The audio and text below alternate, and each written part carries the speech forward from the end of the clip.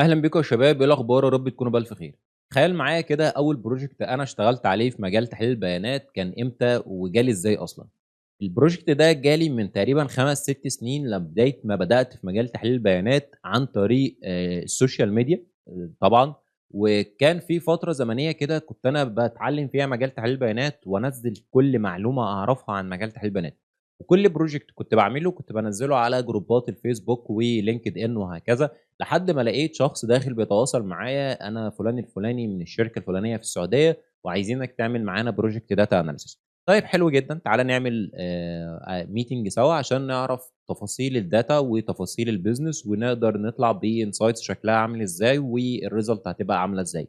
فدخلت معاه meeting كان في مجال الlogistics ومجال الshipping. ده كان زي هنا في مصر كده في كذا شركة بتوصّل الشحنات زي ما أنت بتشتري مثلًا أونلاين وبييجي لك شركة شحن هي اللي بتوصّل الشحنة دي. شركة الشحن دي بقى هي اللي اتواصلت معايا، تمام؟ وخلّينا نتّفق إن هي أصلًا أكبر خامس شركة على مستوى العالم والأولى في السعودية. أنا مش هاقول أسامي حاجة، بس هي الأولى في السعودية و الخامس على مستوى العالم في مجال الlogistics والshipping. تواصلوا معايا، إحنا عايزين 1، 2، 3. دخلت معاهم meeting، شرحوا الdata، فهمت الdata، كنت باسأل في كل تفصيلة طبعًا، لحد ما كتبت ورا وهو بيتكلم إن أنا ممكن أطلع بكام insight، 50، 60 insight. بعديها لقيته بيقول لي أنا محتاج من الdata دي إن هي تجاوب لي على 3 أسئلة بس.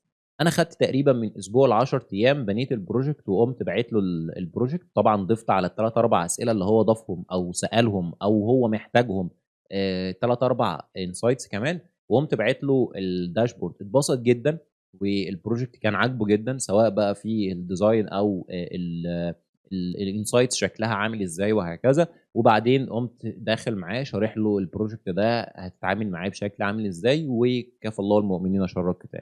بعدها قُمت أنا داخل وأنا باسلّمه الproject قُمت داخل قايل له: "طَب إحنا الdata اللي أنت بعتّها دي أنت كنت طالب فيها 3 insight بس، وأنا زوّدت لك 3، 4 insight كمان من عندي أو KPI من عندي، فتعالَ أقول لك على كَم من المعلومات اللي نقدر أو الinsights اللي نقدر نطلع بيها من الdata بتاعتنا."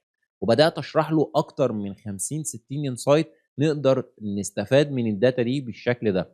فلقيته عينه لمعت كده ويالّا بينا ندخل نكمّل سوا.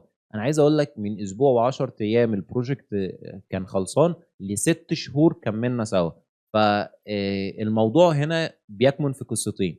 القصة الأولانية هي إن أنت لازم تmarket لنفسك بشكل كويس جدًا عشان تقدر توصل المشاريع، وده سعي وتوفيق من ربنا. النقطة التانية هي إن أنت يبقى عندك mentality، عندك طريقة تفكير، بتبُص للdata بنظرة مختلفة عشان تقدر تساعد الbusiness اللي أنت هتدخل تعمل له project أو هتدخل شركة تشتغل فيها. ممكن الناس على فكرة بشكل كبير جدًا بتبقى أو صاحب الbusiness نفسه بيبقى عنده data قوية جدًا، كنز بالنسبة له، ولكن هو مش قادر إزاي يستغل الdata دي وإزاي يستفاد منها والKPIs اللي تقدر نقدر نطلّعها منه.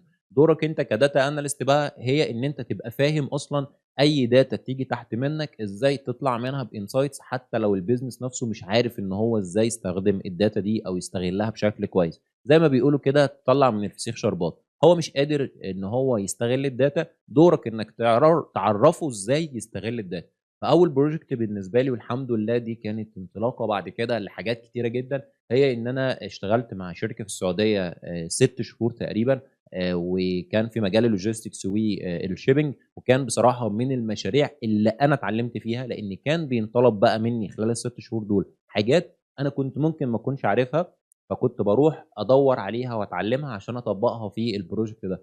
فهل أنت في الحالة دي لازم تبقى perfect 100% عشان لو جالك project تقبله؟ لأ، أنت ممكن تقبل project وأنت مثلًا مستواك 50%، وبالنسبة للراجل اللي أنت بتعمل له الproject أنت مستواك عالي جدًا، وأنت لمّا ينطلب منّك حاجة في الproject ده وأنت ما أنتاش عارف تعملها، طبعًا مش هتقف متكتّف، هتروح إزاي تتعلّم إنّك تتعلّم الجزئية اللي هو محتاجها وتضيفها في الproject بتاعك. أتمنى إن الفيديو ده يكون motivation بالنسبة لك، وإن أنت قادر فعلًا إن أنت تتعلّم بشكل كويس جدًا، أو تبقى عرفت إزاي توصل لأول project بالنسبة لك، أو أنا وصلت لأول project إزاي.